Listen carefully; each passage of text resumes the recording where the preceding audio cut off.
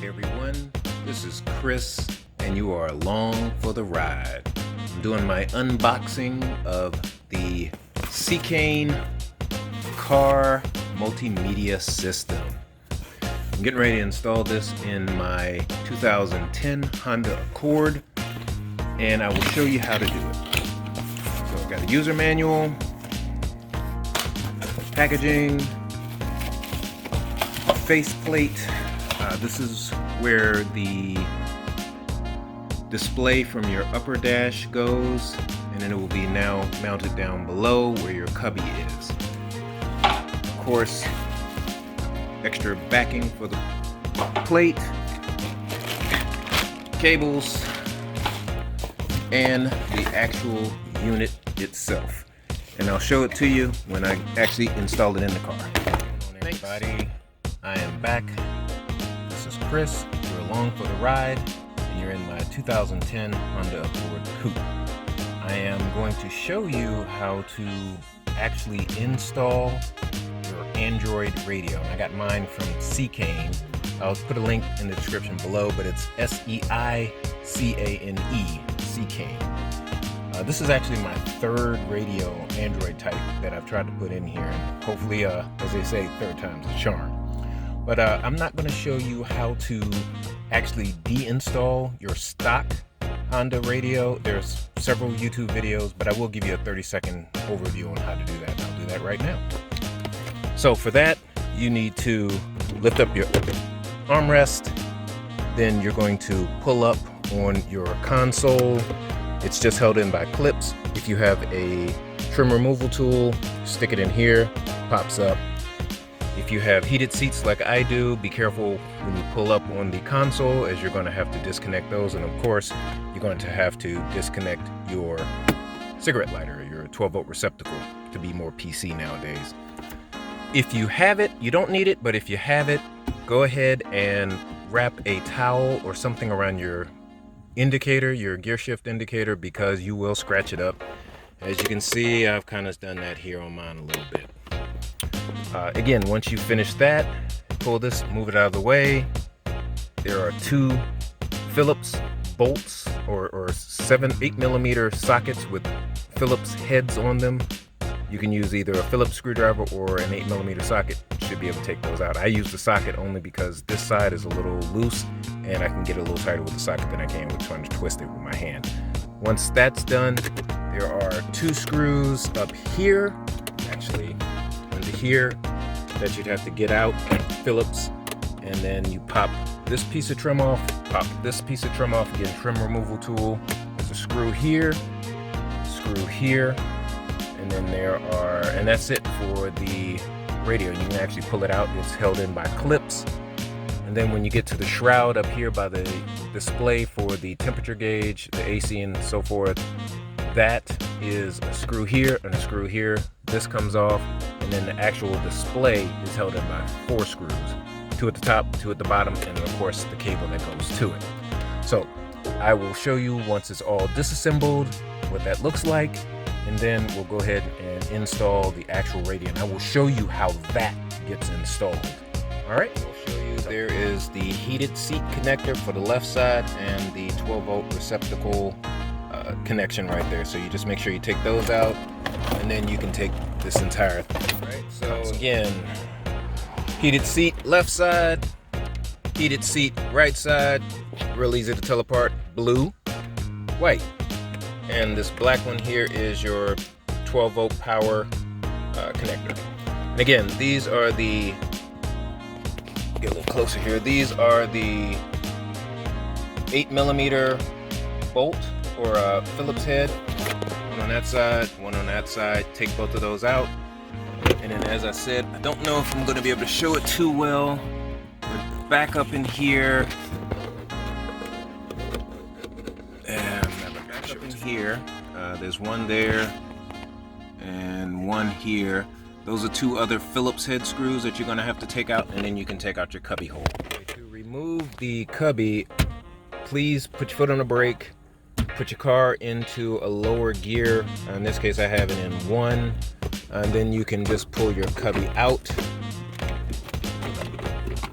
It should just come right out, as you see, before it gets caught on that. It should come out. Yes, I'm fighting with it, but it really does come out fairly easy, so there we go. There we go, and it's out. So now I'm gonna pop off the trim, put it back in gear, so turn the car off so I don't run the battery down. So, like I said, pop this off, and again, I apologize. I am doing this one-handed, and this is really hard. So what I'll do is I will put the phone down. All right, as you can see, I took the small one off, and it's just a screw here, and I'm pulling the longer one off. It just comes off. Like I said, it's just held on by clips. So here's my sealing, and here's the other screw that you have to take out. At this point, the radio is actually ready to come out. It's only held on by clips. Just give it a good tug, and as you can see, it's already loose. And you just pull it all the way out. And again, I need both hands to do this, and then I'll come back. I know I said I was supposed to have a towel over here. I don't. I'm chewing up my indicator here, my gear shift knob. It is what it is. I'll probably order another. I have the radio separated from the housing, and there's a couple more screws. So here's the 2 screws here and here that hold the housing, and then, as I said, behind the housing are 4 more screws and a cable, and I'll get to those in a second. And there's a whole bunch of cables back here. I will point this out. I don't know if it's 100% accurate or not. I've just heard it few videos that I have watched. So the airbag, passenger airbag light here, it should always be connected when you have the power on to your vehicle. Otherwise, supposedly it will throw a code and you have to take it to the dealer. I can't vouch for it 100%, but let's just err on the side of caution. So anytime I have this powered up, or when I have the new radio, Android radio, powered up, I will always make sure that this cable is always connected. All right, you can see the radio is actually out. And so here are the 2 screws that I'm talking about. Again, this one and that one, and I'll remove this in a second. And here are all the cables. Here is the white cable here. That is the airbag light. These 2 cables go to your HVAC. This is your main power cable here. I believe the small one here is your antenna cable. Not 100% sure, but I'm like 99.9% sure. And then you have 2 other cables, 3 other cables, and honestly I'm not sure where they go to, but they do go to the main unit, the main part of the radio. So they may be something for the CD player, they may be something for the amplifier, connections for the speakers. And screws out, and as I said, this just comes out as I've just pushed a clip in. A second. This should just come right out as it does, and there you go. And then here are your screws for the display. This one, and then this one up here, and then this one right there. And then, like I said, it's held on, or held also by a cable, which is that shielded or wrapped one in fiber. Take out those 4 screws. Your display housing is there. Here's your cable, and be careful because it is also connected to your alarm piece up there on the dash. Alright, so pop off the 4 screws. So pop off the 4 screws that are holding the back plate on, and then you can take this out. Is a nice shiny display. Be careful because it still has connectors and diodes and PCB, printed circuit board, and all that other kind of good stuff. So once you removed the display from its housing, you go ahead and put it in the new display holder. Now it came with a blue glass, or I should say plastic, somewhere over here. I don't know what it just did with it. I lost it just that quick. I didn't, there it is. I didn't like the way it looked, so I'm probably not going to use it. It kind of looked like it was a little just cloudy, and it would fit something in the neighborhood of like this. And it just doesn't give a clean look. It looks very, very plexiglass-ish. There's a cover over it, so maybe that's a little better. I might put that on. Why they have the little blue piece of plexiglass or plastic acrylic.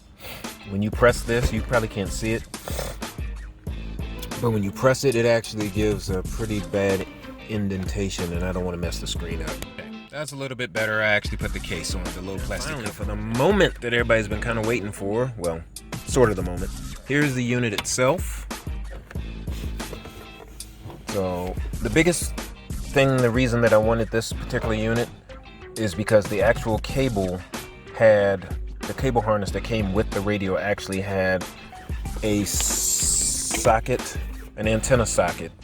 The other two didn't actually have one, so that was kind of an issue. It does have GPS and Wi-Fi. I am not planning on putting the GPS on there only because I use Google Maps. I don't really need the GPS in the car. Other than that, and the USB for my Android Auto, and again, that'll be on a later video. I don't have the dongle for that anymore. I actually sent it back with the previous radio because it didn't work right, so I didn't want to keep it. So I'll make another video on that shortly once I've ordered it. But here's the unit, and again, like I said, once I put it in and power it on, you'll be the first to see it. Stay tuned. Wonderful antenna plug I was talking about, and that antenna plug plugs into this right here, which goes into that down there. And again, I'll show you. It's pretty much keyed and one way in, one way out, as they say. Your USB cables are here. You have another USB cable here, along with a microphone in, which gets plugged into this one.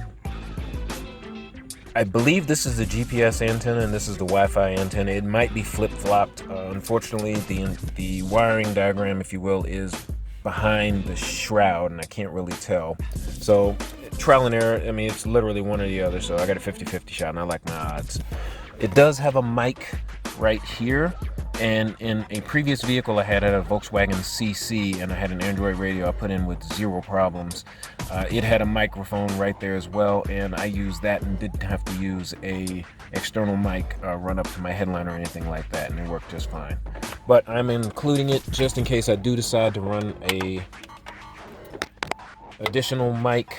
This long cable here is the one that attaches to the display, so you'll tie one end here like so, and then the bottom end will get fed down, and it will go wherever my there it is. It'll go into here, and then this will sit down here like so. Connect the main harness to here. Believe it or not, we're actually almost ready to connect the radio. I have the unit sitting in the dash. Here's the airbag cable and the two other cables for the HVAC. This HVAC that's here. Made the main power harness cable connector. Here's what gets plugged into the radio. There's another connector. I'm not sure. I think these are the speaker wires. Don't quote me on that, but I believe these are the speaker wires. And here is the connector that actually will go into the radio. Regular radio cable, never changed. Regular radio cable, never changed. Regular radio cable, never changed. This white one here, regular radio cable, never changed. This little one here, again, regular radio cable, never changed. One thing I did want to point out that I did notice is from other folks, and I have to... All right, fam, I'm back. I had a little bit of setback yesterday, so I had to back up and regroup, contacted Seicane, and they came back and gave me some pointers. And Josh, thank you very much, sir. I appreciate your help as well. I'll thank you properly when I post-process this video. But it is working, fellas and ladies. It is actually working. Of course, it's a little jerry-rigged right now. I'll make it pretty here in a little while.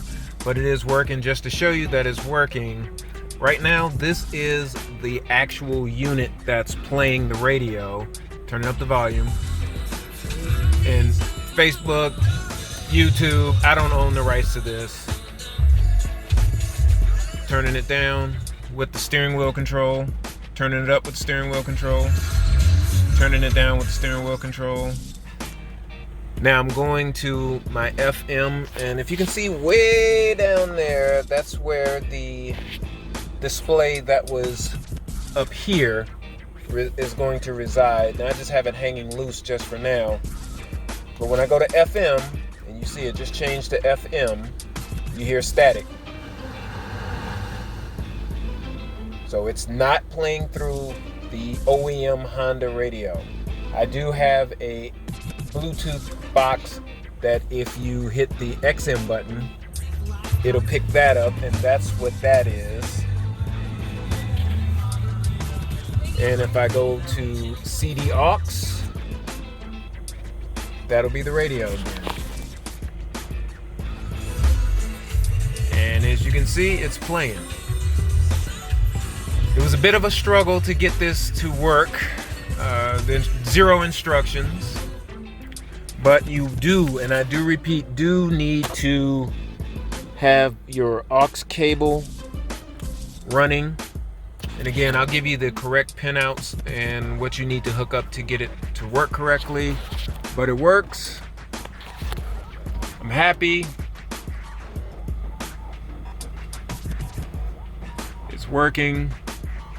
Like I said, I'm not going to go through everything at this point. I'll give you a formal review of the actual radio. But for right now, like I said, it's working. I know for a fact the radio's working. That was one station. Let me see if I can get it on the second station. Let me turn this down. Let's see. 90.5 is another one. Are generally not 95.5, working like a champ. 96.3, working like a champ. 97.10. Oh, not Spandau Ballet. Woohoo! Yeah, I'm dating myself. Leave me alone. Anyway, working like a champ. So I will, like I said, I will give you a formal review of the unit itself. Just for now, it actually works, and I got it to actually work. So now it's just a matter of buttoning up everything, making it actually tidy and presentable, and then mounting the correct screws and all this other kind of good stuff. I had actually today went to Safe and Sound out in Chantilly. Shout outs to them. They worked on another car that I had and did a phenomenal job putting in the OEM backup camera. I had a Volkswagen CC with the backup camera that actually flips out from the VW emblem in the rear. They did an awesome job getting that in. I had the Android radio in there. I did the radio myself. That was super simple. No issues like it is here in the Honda. The Honda's a bit of a pain in the rear end, but to be honest with you, it's not anything that you can't do. It's just going into it. If I had known, one, I needed the aux cable, and then two, I needed to do a couple of connections that would have never ever thought of. And again, I'll share that with you in post. Once you do all that, then it's just a matter of putting it in there. It's not hard. You guys can do it. And just like Josh said, thank you for helping me. And if I can help somebody else, I'll be more than happy to answer questions. Use this video to hopefully help you. I will try to show you the connections live. I don't think I can do it in video because it's just the way it's situated. If not, like I said, I will definitely show you in post. All right, thanks guys. Just to give you an illustration of the cabling, the wiring. So this is the aux running to the armrest right here. So that runs to this, and it is aux left in and aux right in, and that's these two. And here's this convoluted thing that I would have never thought of. And you need to take your aux in right, aux in left, and connect it to the rear out left and rear out right. Once you've done that, you also need to connect your front out left, front out right, and you connect that to your front out left, front out right. I would have never ever thought of doing that. And then once you've made these 4 connections, or these 2 connections with 4 plugs, and then made your aux connections, get it all connected to the radio and to your OEM radio, the Android radio to your OEM radio. Once you've done that, fired it up, and once the Android unit has booted up, if you hit the CD/aux button, you should have sound. You should be able to turn. Now, you may have to turn up the volume on your Android radio, but you will be able to control it with your stereo controls. Okay, other than that, that's about it. Like I said, the last thing I got to do is physically get the unit back into the hole, put the radio back in, and then that's it, and test to make sure it still works. Good to go. Thanks, guys.